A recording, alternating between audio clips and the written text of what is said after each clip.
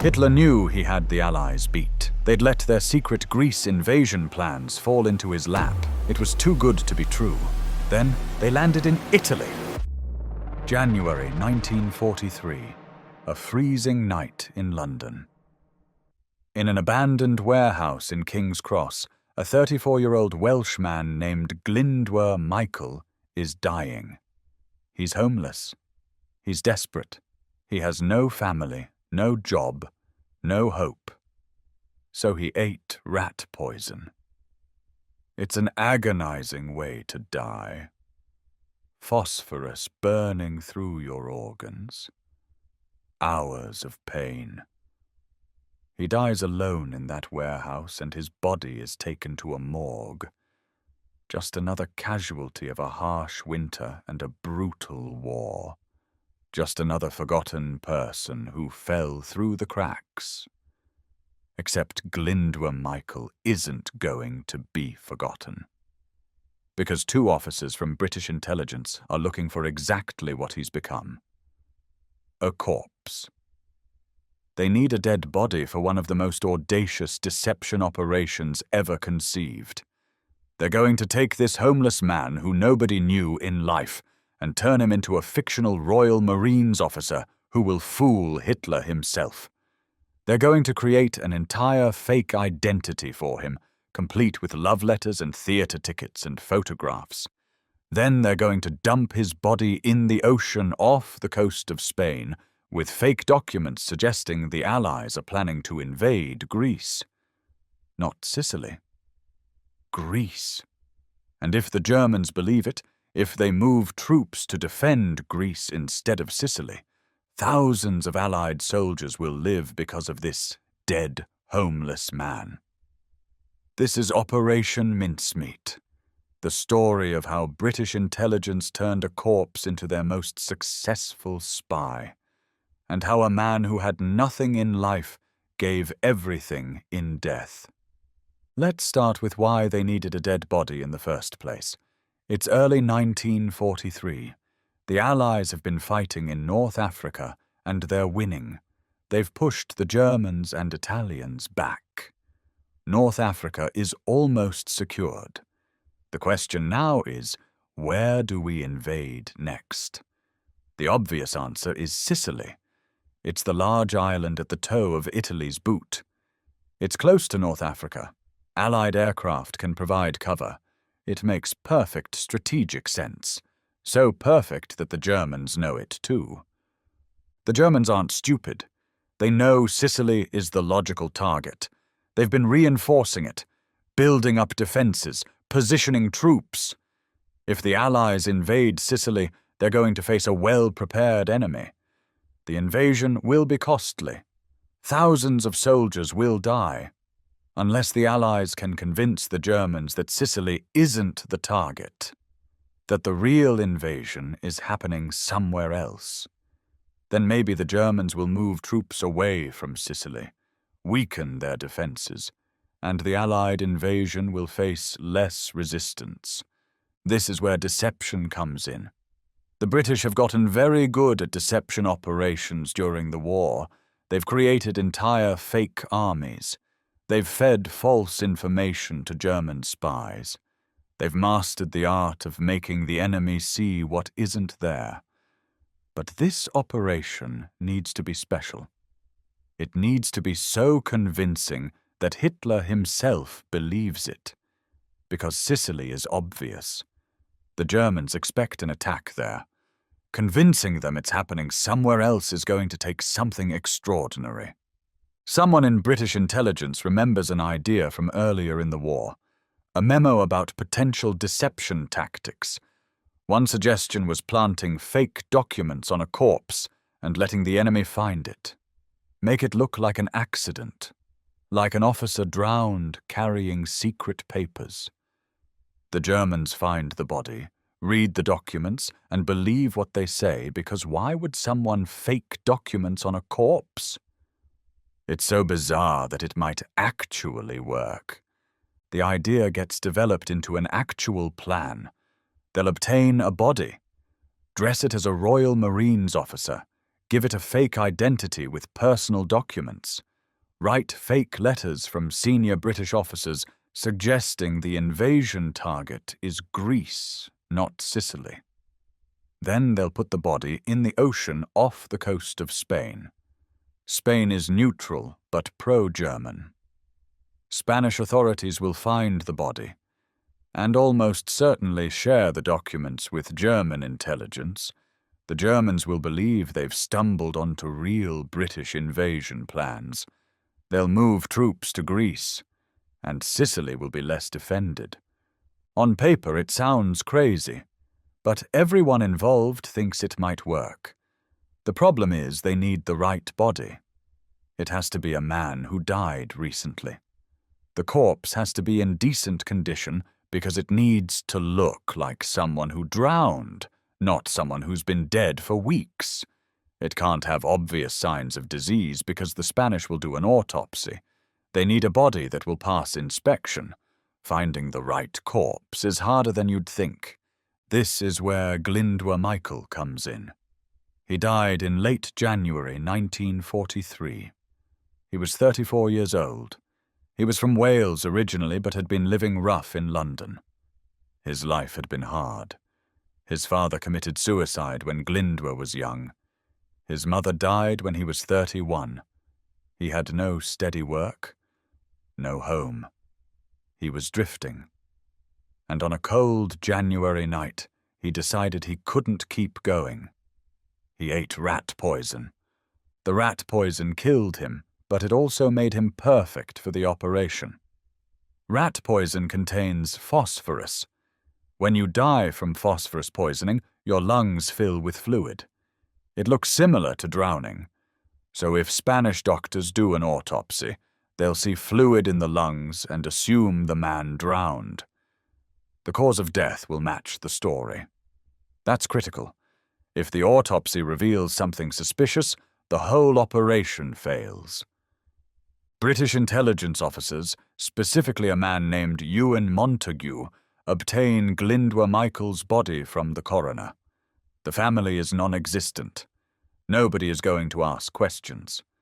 The coroner is told the body is needed for a secret operation. No details, just that it's important for the war effort. The body is kept in cold storage while the plan develops. Now they have to create a fake identity. This is where it gets complicated. They can't just write a name on some dog tags and call it done. The identity has to be convincing. It has to stand up to scrutiny, because German intelligence is going to investigate. They're going to check everything. If there's one detail that doesn't make sense, the whole deception falls apart. So the team creating this fake identity has to think of everything. They name him William Martin, captain in the Royal Marines, acting rank of major. That gives him enough status to be carrying important documents, but not so high that he'd be well known. They give him a birthday. March 29th, 1907. That makes him 35 years old, which matches the body's approximate age. They give him parents. John Glyndwr Martin and Antonia Martin from Cardiff, Wales. Antonia is listed as deceased. These details matter because if the Germans investigate, they need to find consistency.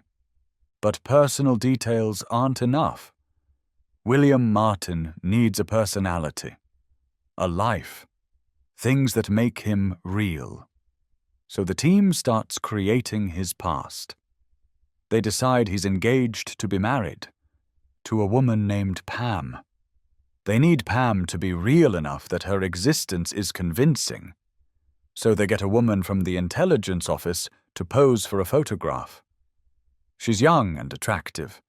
They photograph her and put the photo in William Martin's wallet. Now he has a fiancée, but they go further. They have one of the women in the office, a woman named Hester Leggett, write love letters to William Martin from Pam. These letters are incredibly detailed. They talk about their relationship, about wedding plans, about how much she misses him while he's away on duty. They're the kind of intimate letters that a real person would write. The kind of letters that make William Martin feel like a real person with a real life. They get bills in William Martin's name. An overdraft notice from his bank.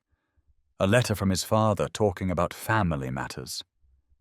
Theatre ticket stubs in his pocket from a London show. A receipt from a jeweler for an engagement ring. Loose change. Keys.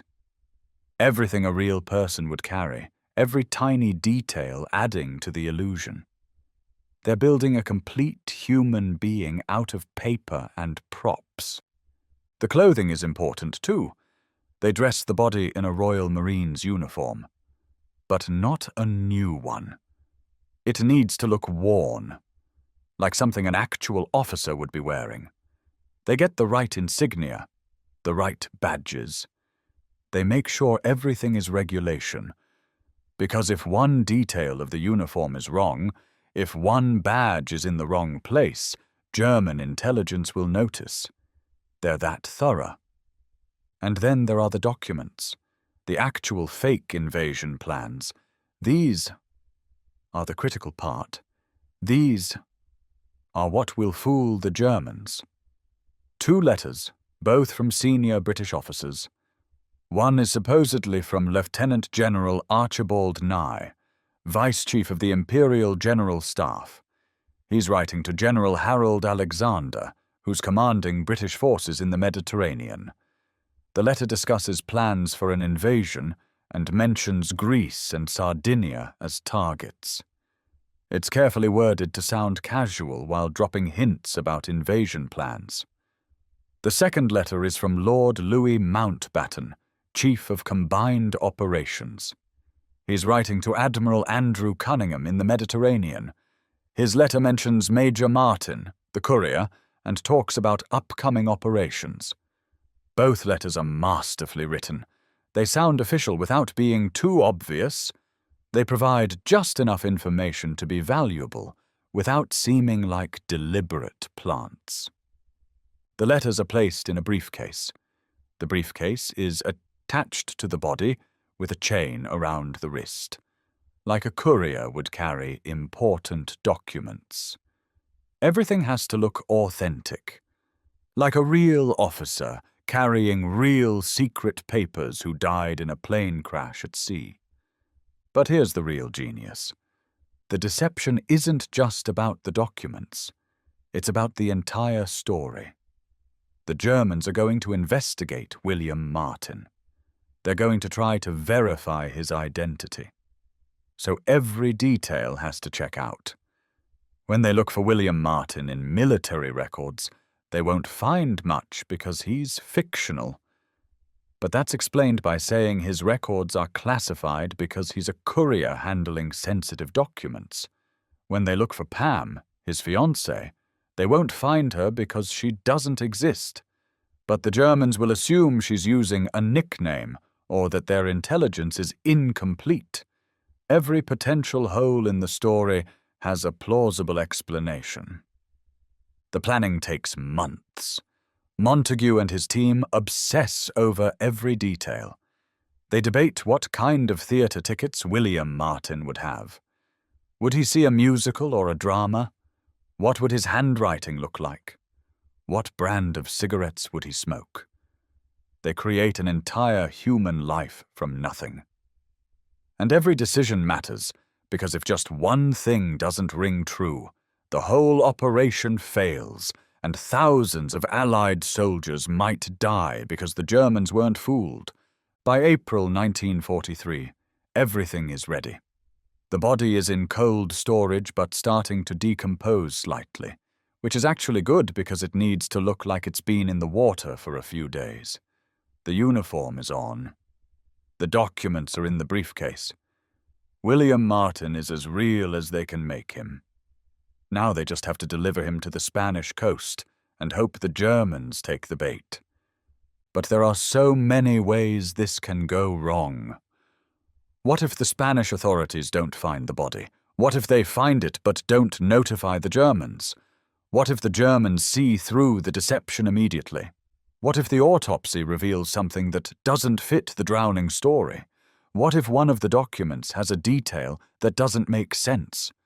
Any of these things could doom the operation, and if the operation fails, not only does it not help the Sicily invasion, but it might actually hurt it because the Germans will know the Allies tried to deceive them.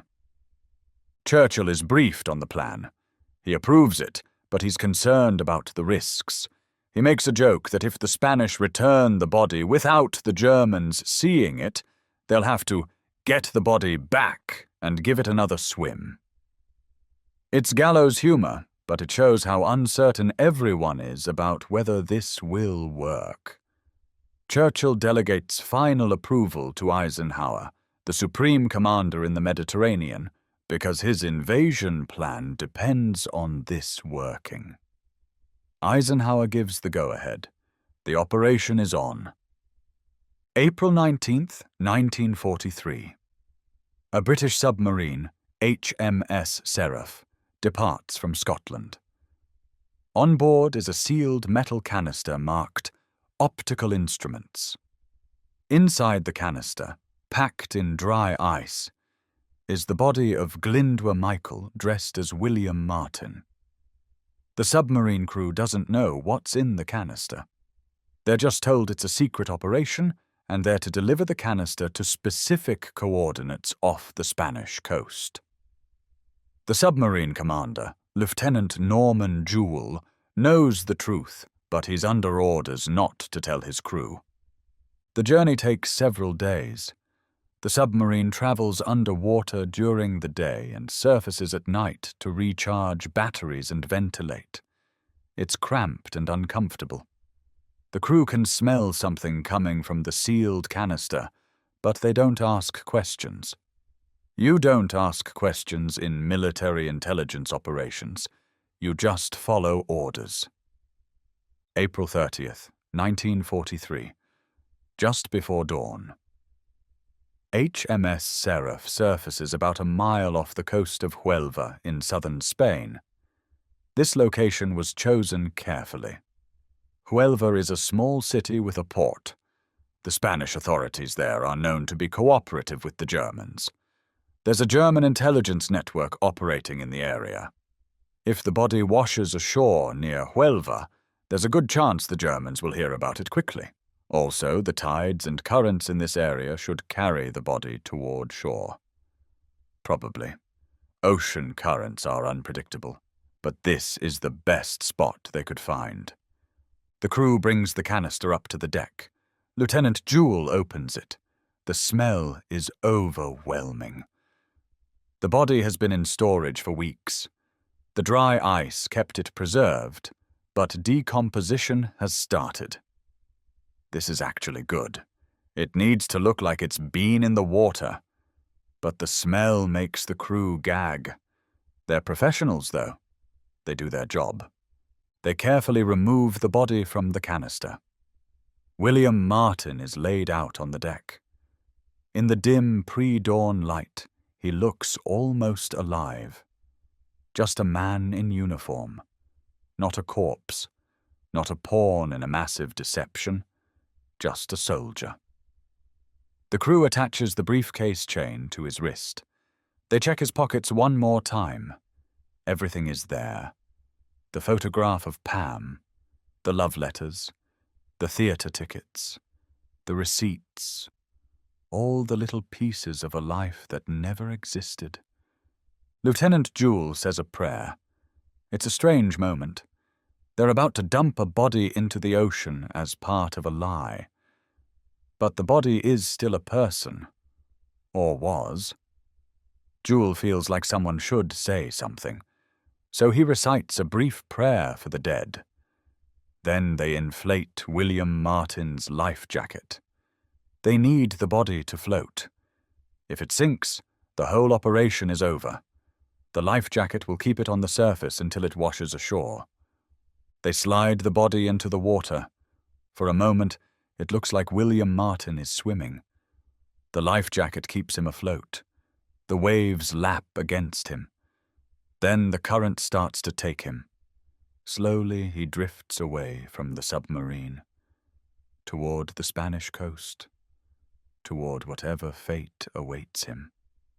The crew watches until they can't see the body anymore. Then HMS Seraph dives and heads back to Scotland.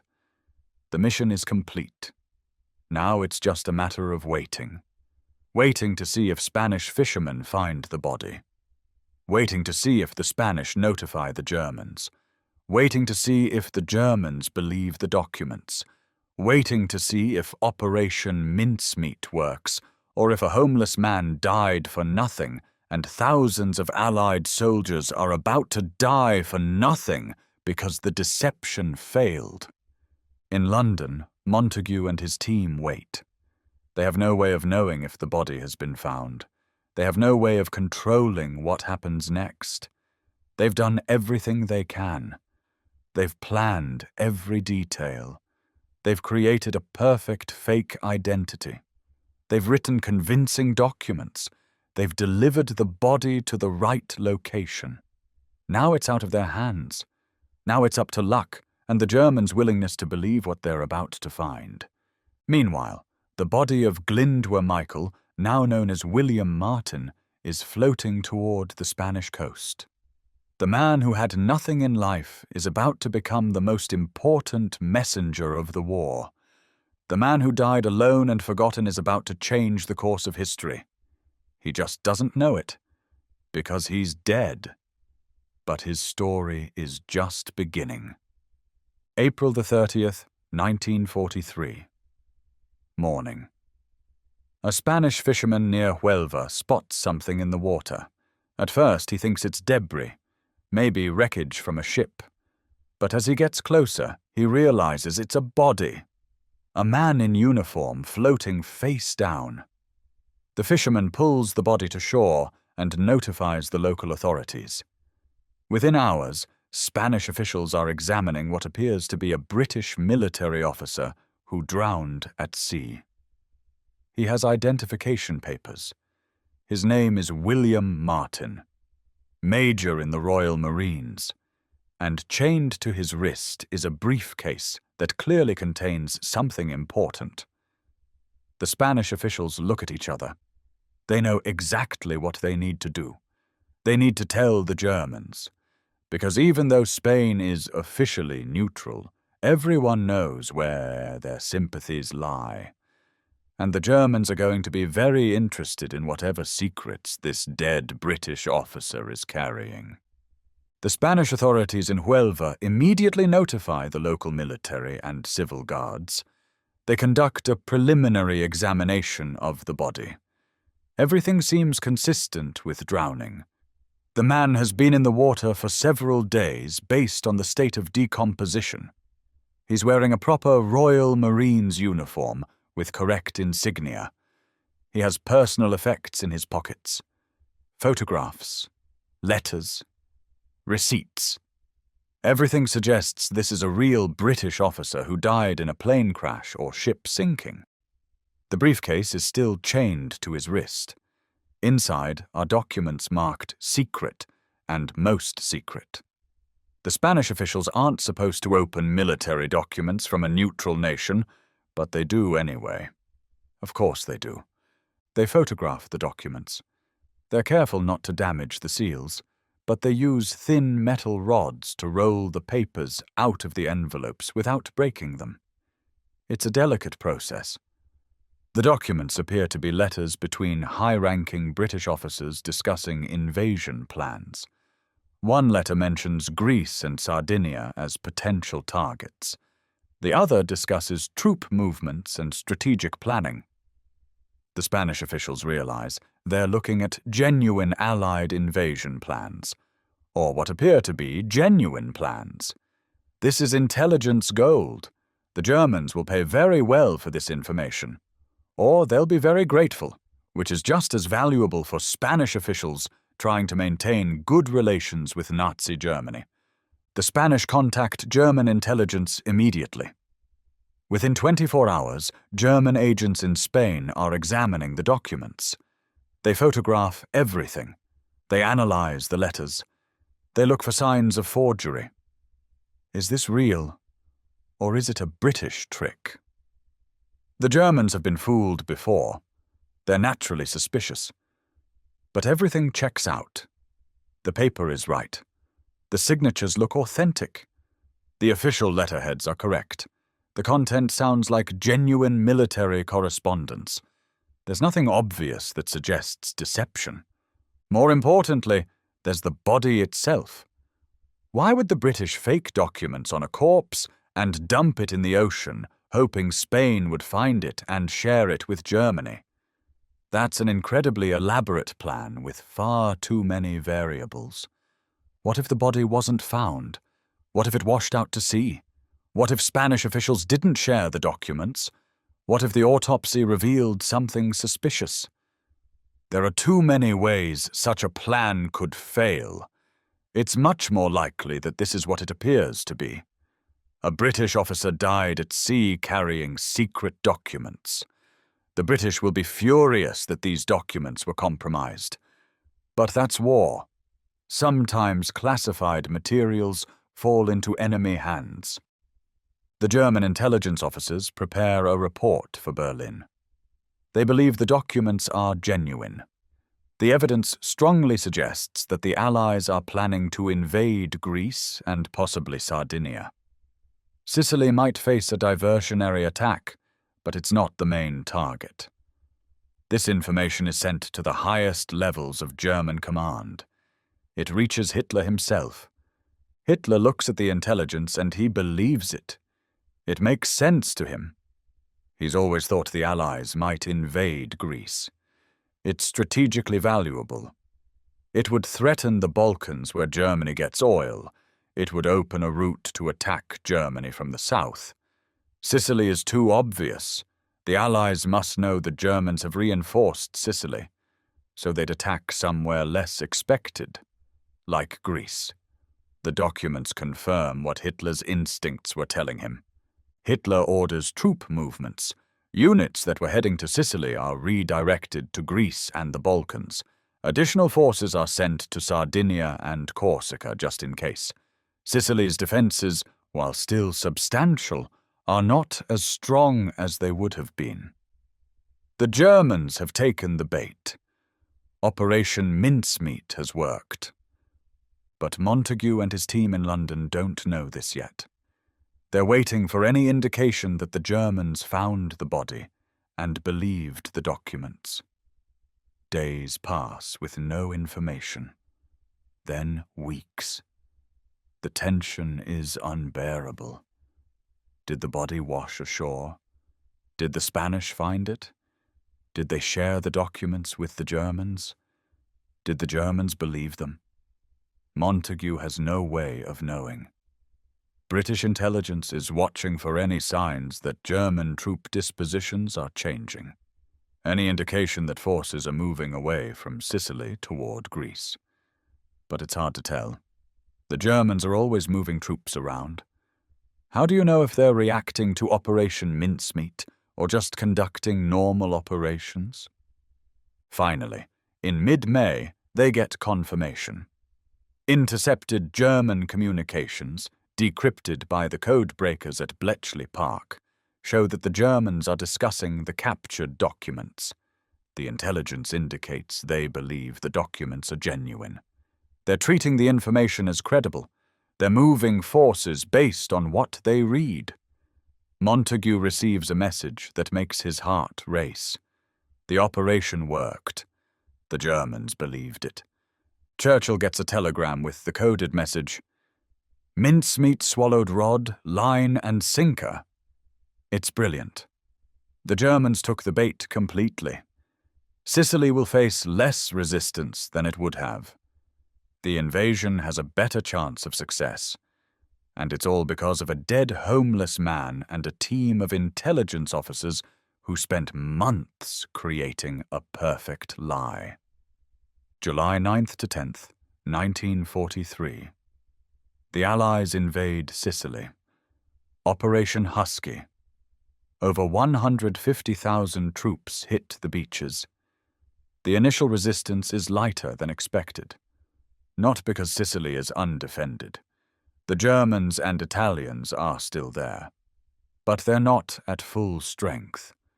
Forces that should have been in Sicily are in Greece waiting for an invasion that will never come. The Allied troops are able to establish beachheads with fewer casualties than projected. The invasion isn't easy. Men still die. There's still fierce fighting.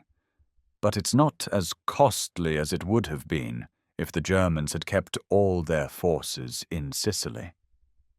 Historians later debate exactly how many lives Operation Mincemeat saved. There's no way to know for sure, but conservative estimates suggest thousands of Allied soldiers survived the Sicily invasion, who would have died if German defenses had been stronger. Some estimates go higher, tens of thousands. The exact number doesn't matter. What matters is that the deception worked and lives were saved. Sicily falls to the Allies by mid-August. The invasion is considered a success. It opens the door to invading mainland Italy. Mussolini falls from power. Italy eventually surrenders. The entire Mediterranean campaign succeeds partly because Operation Mincemeat convinced the Germans to defend the wrong place. After the war, Montagu writes a book about the operation. The Man Who Never Was becomes a bestseller. It's adapted into a movie. The story of the fake officer and the corpse becomes famous. But Montagu doesn't reveal the real identity of the body. He can't.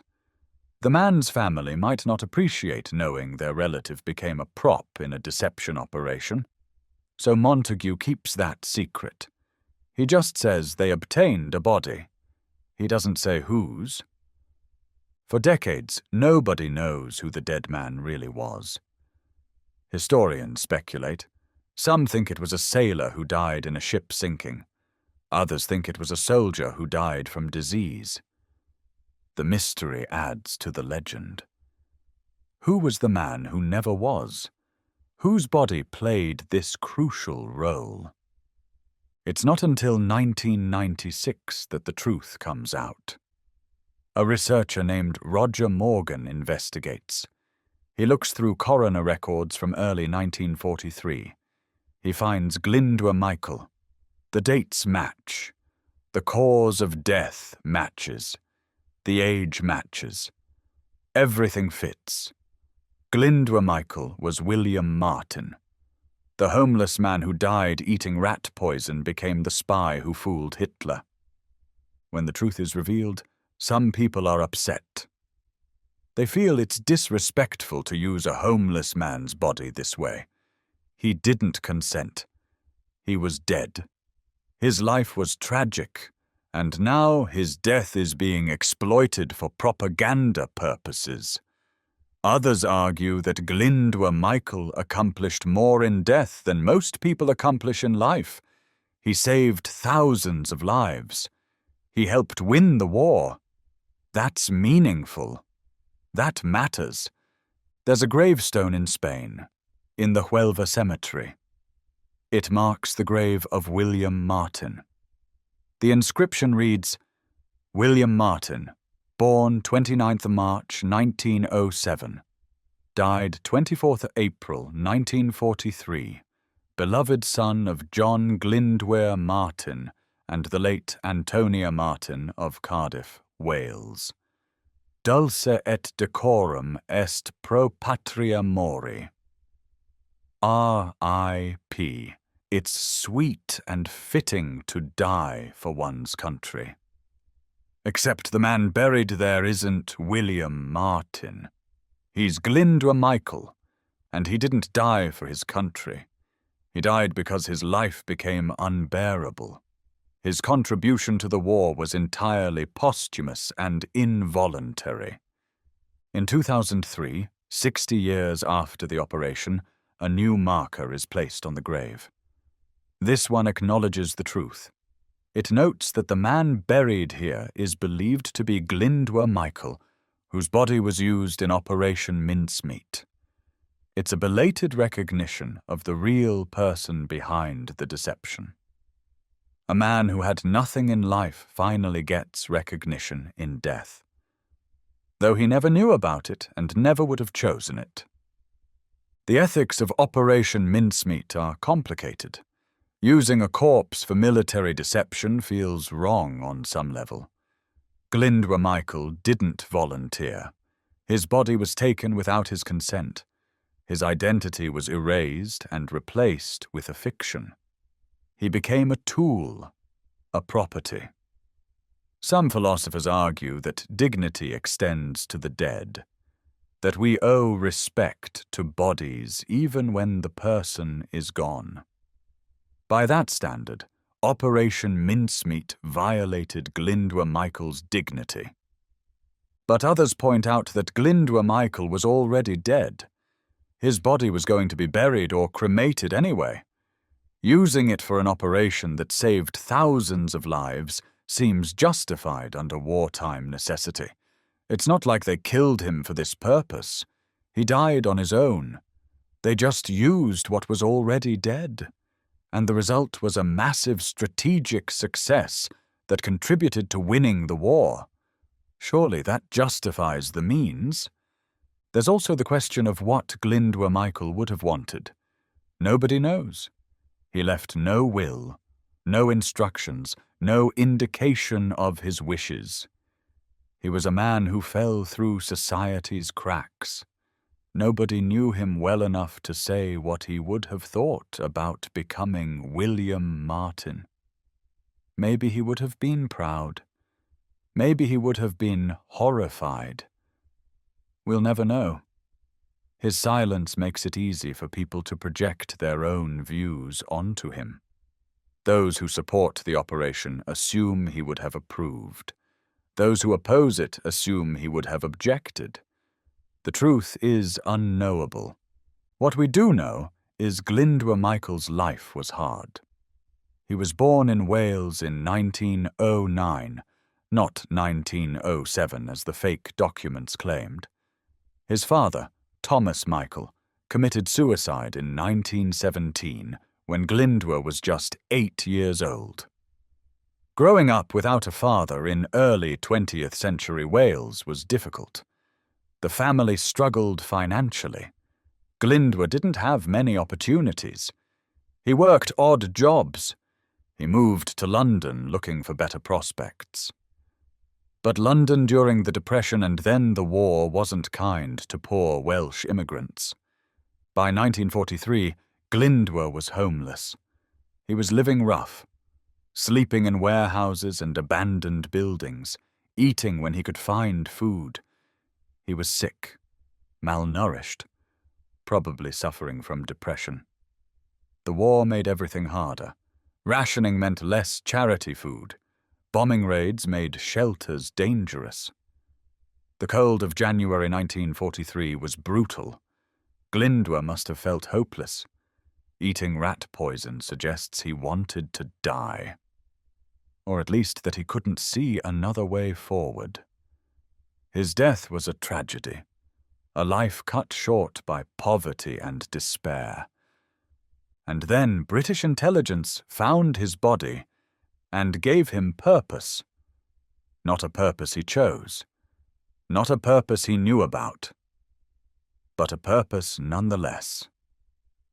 William Martin, the fictional officer, became famous. Glyndwr Michael, the real person, remained unknown for decades. That's fitting in a way.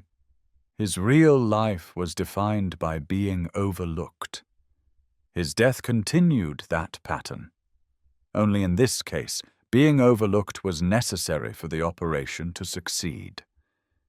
The success of Operation Mincemeat inspired other deception operations. The Allies realized that carefully constructed lies could be as effective as military force. They used similar tactics throughout the war. Fake radio traffic, dummy tanks and planes, false invasion plans. The Germans never knew what was real and what was fake. They had to defend everywhere because they couldn't be sure where the real attack would come. This stretched their resources thin. It gave the Allies advantages in multiple campaigns. D-Day in 1944 benefited from massive deception operations. Operation Fortitude created an entire fake army group in southeastern England. The Germans believed it was real. They thought the invasion might hit Calais instead of Normandy. They kept significant forces in the wrong location, waiting for an attack that never came. This made the Normandy invasion more successful, and it built on lessons learned from Operation Mincemeat. If you can convince the enemy the lie is real, they'll make decisions based on false information. The psychological impact on German intelligence was significant too. After Mincemeat, they never fully trusted information that seemed too good to be true. They second-guessed themselves. Was this document genuine, or was it another deception? The paranoia helped the Allies. The Germans wasted time and resources trying to verify intelligence. They became cautious when they should have been decisive. The cost of being fooled once was ongoing uncertainty. Montagu became famous for his role in the operation. He was praised as a brilliant intelligence officer. He gave lectures after the war. He was interviewed for documentaries. His book sold well. He enjoyed the recognition. But he also felt some guilt. Not about using the body. He always defended that decision. But about the fame. He got credit for an operation that involved dozens of people, the team that created William Martin's fake identity, the submarine crew that delivered the body, the analysts at Bletchley Park who confirmed the Germans believed it. All of them contributed, but Montagu got most of the attention because he wrote the book. And of course, Glyndwr Michael got no attention at all. For 53 years after his death, his name was unknown in connection with the operation. The man who was literally central to the deception was written out of the story. That's partly operational security, partly protection for any potential relatives. But it's also partly because nobody thought the homeless man's identity mattered.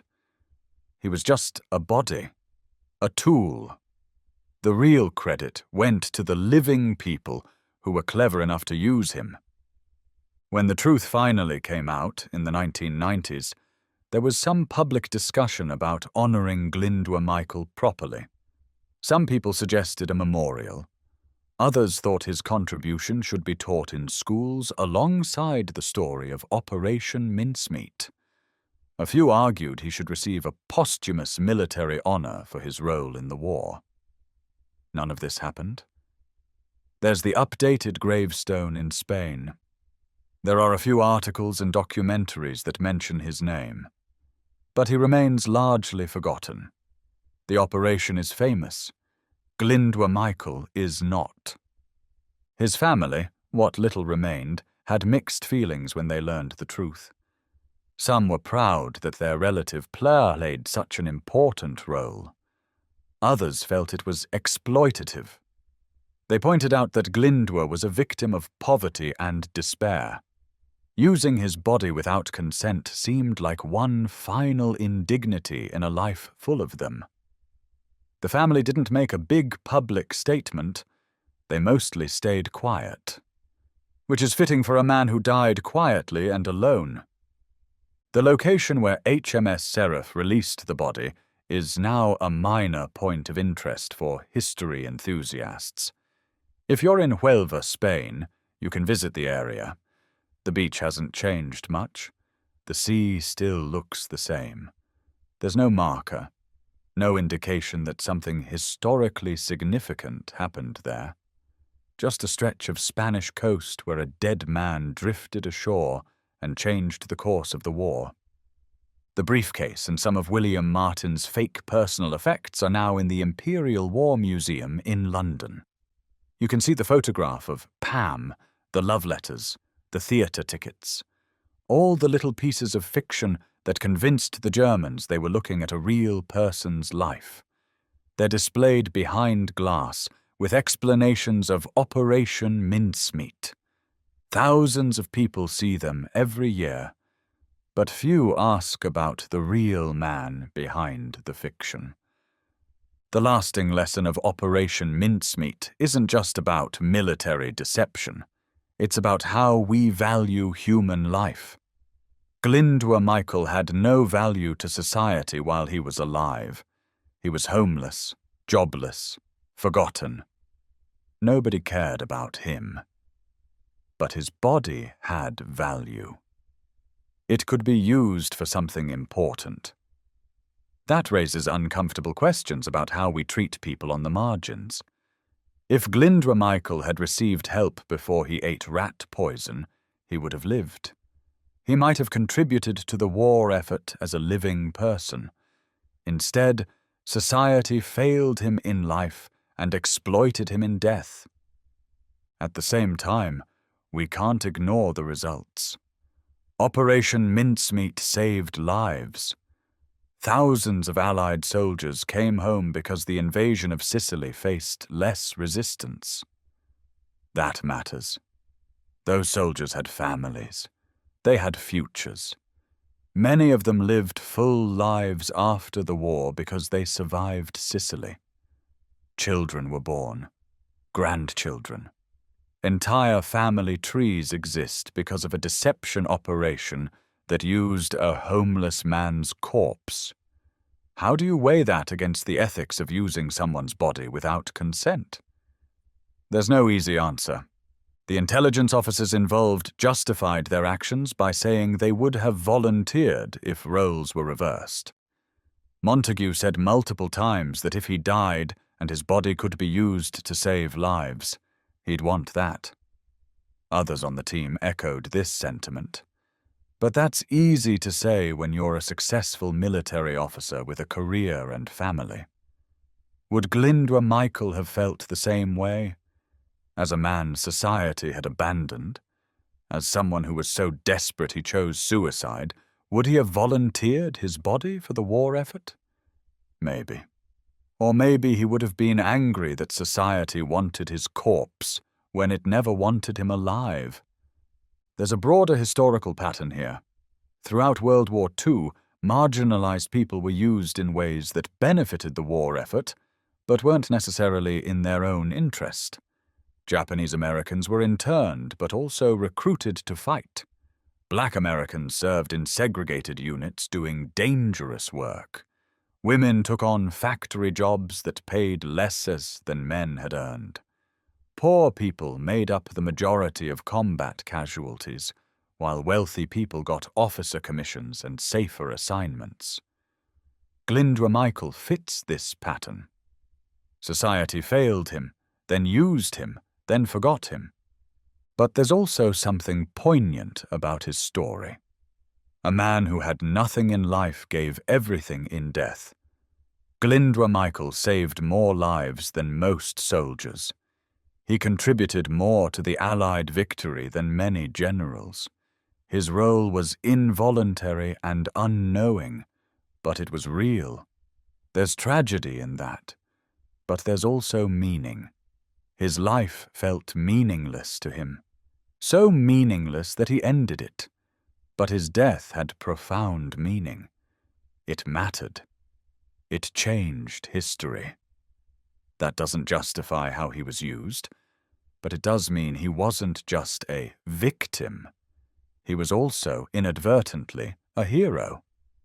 The people who created William Martin's identity put real thought and care into making him feel real. The love letters from Pam are touching. They talk about missing each other, about planning a future together, about the small intimate details of a relationship. The woman who wrote them, Hester Leggett, had to imagine what Pam would say to William. She had to create authentic emotion for fictional people. And she did it well. Those letters are convincing because they feel genuine. They sound like real love. In a strange way, creating William Martin gave Glyndwr Michael something he never had in life. A fiancée. a family, a career, an identity that mattered. It was all fake, but the Germans believed it. And for a few weeks in 1943, William Martin was more real to the world than Glyndwr Michael had ever been. The photograph of Pam is particularly interesting. She's a pretty woman in her 20s, smiling at the camera. It's the kind of photo you'd carry if you were in love. The woman in the photo was an office worker who volunteered to help with the operation. She had no idea her photograph would end up in a dead man's wallet, being examined by German intelligence. After the war, she received no recognition. Her contribution was classified. She went back to normal life, and nobody knew she'd been part of Operation Mincemeat. That's another example of how the operation depended on ordinary people doing small things that added up to something extraordinary. The theatre tickets in William Martin's pocket were for a real show in London. Strike a New Note at the Prince of Wales Theatre. The tickets were dated a few days before his supposed death. This detail was important because it established that William Martin had been in London recently. It made his presence in the Mediterranean plausible. He'd attended a show in London, then travelled to North Africa or Gibraltar, then died at sea while travelling between bases. The timeline worked, and using real theatre tickets added authenticity. If the Germans investigated, they'd find that Strike a New Note really was playing at that theatre on those dates. Another detail that checked out. The bank overdraft notice was a clever touch, too. It showed William Martin had financial problems. He'd overspent. This made him human. Perfect people don't exist. Everyone has flaws. Financial difficulties are common.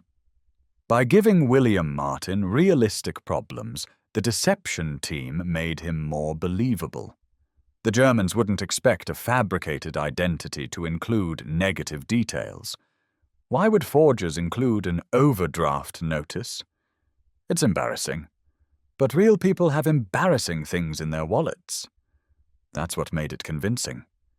Every single detail of William Martin's identity was debated and refined. The team creating him spent hundreds of hours on this. They second-guessed themselves constantly. Is this too much detail? Not enough? Does this ring true? Would a real person have this? They were creating a human being from nothing, and they knew if they got it wrong, people would die. That pressure drove them to perfectionism. And it worked. They created one of the most convincing fake identities in history. The Germans did investigate William Martin after finding his body. They checked what they could. They contacted intelligence sources in Britain to see if a Major William Martin existed. The results were inconclusive, which was perfect. British intelligence had prepared for this. They'd made sure there were vague references to a Major Martin in some military contexts, without creating a full, verifiable record. So when the Germans looked, they found hints that he existed, but nothing definitive. Which is exactly what you'd expect for a courier handling classified materials. His records would be restricted. The ambiguity supported the deception rather than exposing it.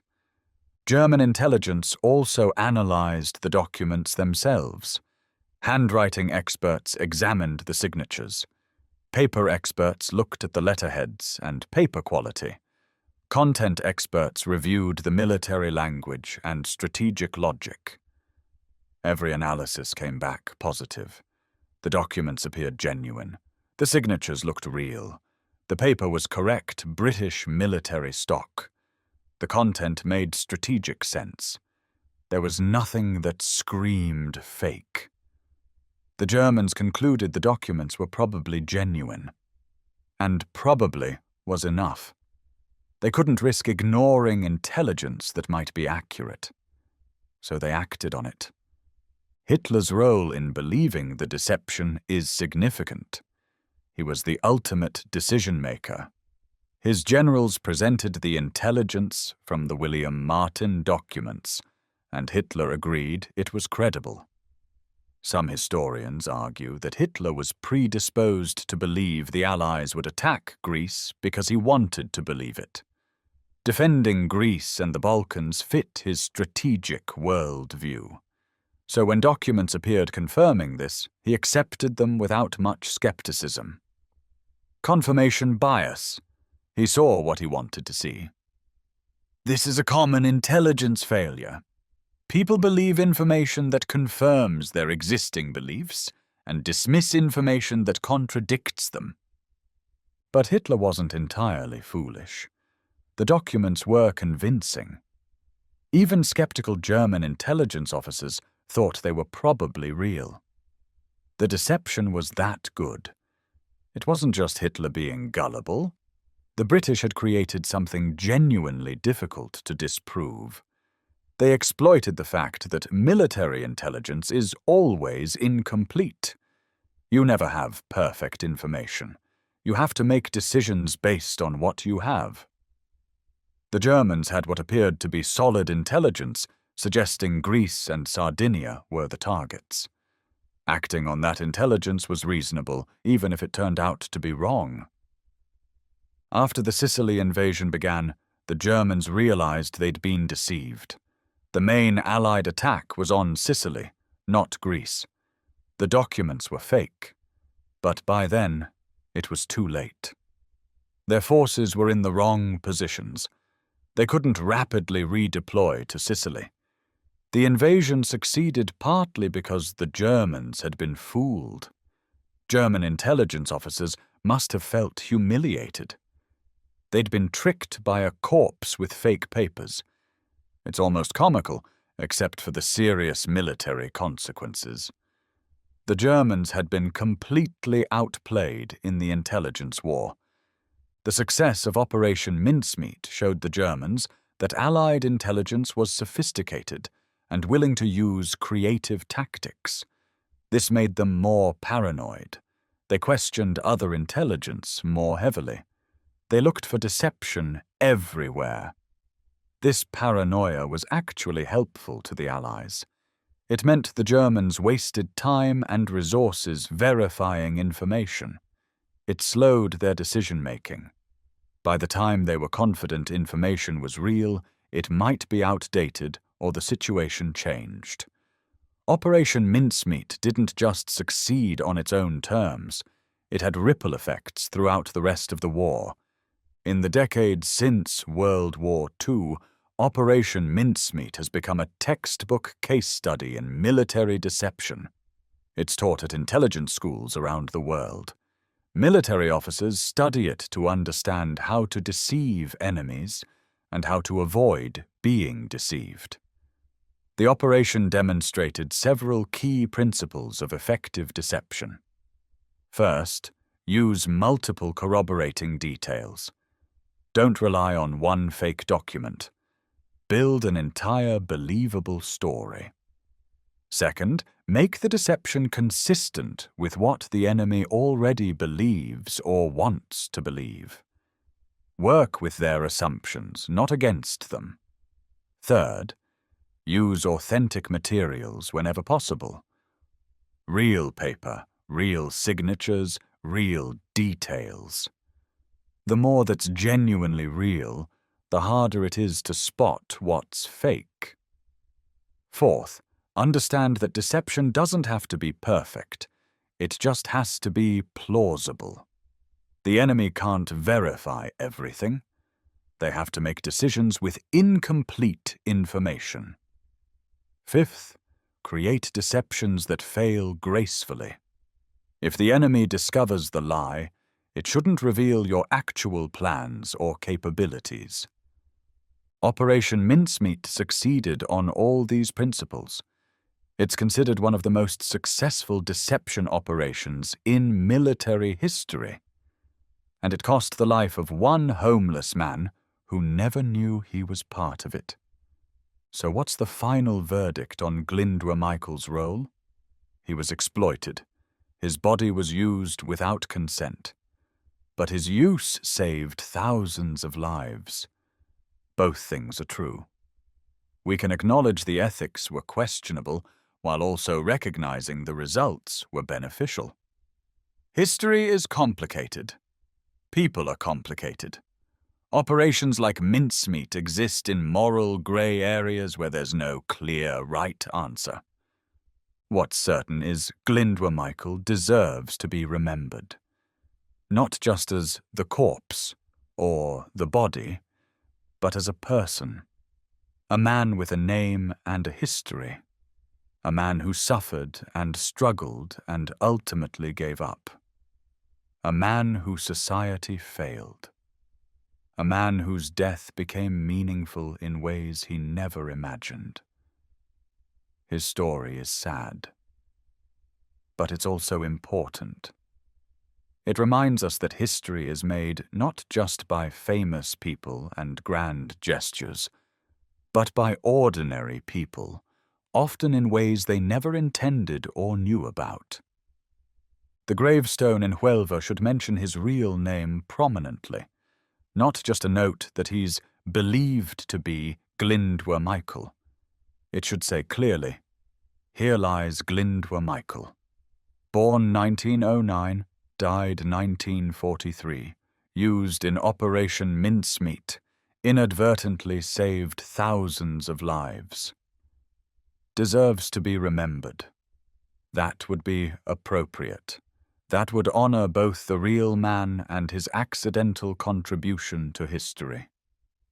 When we tell the story of Operation Mincemeat, we should tell both stories. The brilliant intelligence operation conceived and executed by Montague and his team, and the tragic life of Glyndwr Michael that ended with his body being used for purposes he never knew about. Both stories matter. The intelligence officers deserve credit for their creativity and thoroughness. Glyndwr Michael deserves recognition for his unwitting role and sympathy for his difficult life. This isn't either or, it's both and. The final irony is that Glyndwr Michael's greatest fear probably came true. He likely feared dying alone and forgotten. And he did die alone and forgotten. But then, posthumously, he became important. His body mattered. His role mattered. He was remembered, at least eventually. Not in the way he would have wanted, not in a way that brought him any comfort or recognition while alive, but remembered nonetheless. The man who never was, who actually was. Glyndwr Michael, the forgotten man who became impossible to forget once you know his story. 70 years after Operation Mincemeat, we're still talking about it, still teaching it, still analyzing it, and more, we're talking about Glyndwr Michael, asking who he was, what his life was like, whether using him was justified. These are good questions. They make us think about ethics and war and how we value human life. They make us uncomfortable, which is appropriate. Comfort would mean we're not thinking hard enough about the complexity. So remember Glyndwr Michael. Remember that he was a real person with a real life, however difficult that life was. Remember that his death was tragic and his use was ethically complicated. Remember that he inadvertently saved thousands of lives. Remember that he deserves recognition and respect.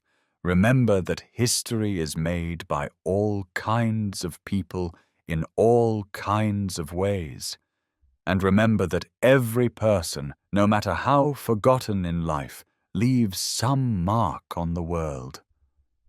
Glyndwr Michael's mark was profound, even if he never knew it. The man who never was real. His name was Glyndwr Michael, and his story matters. Do you know when Japan invaded the US for the second time? Watch this video on screen now to learn about it.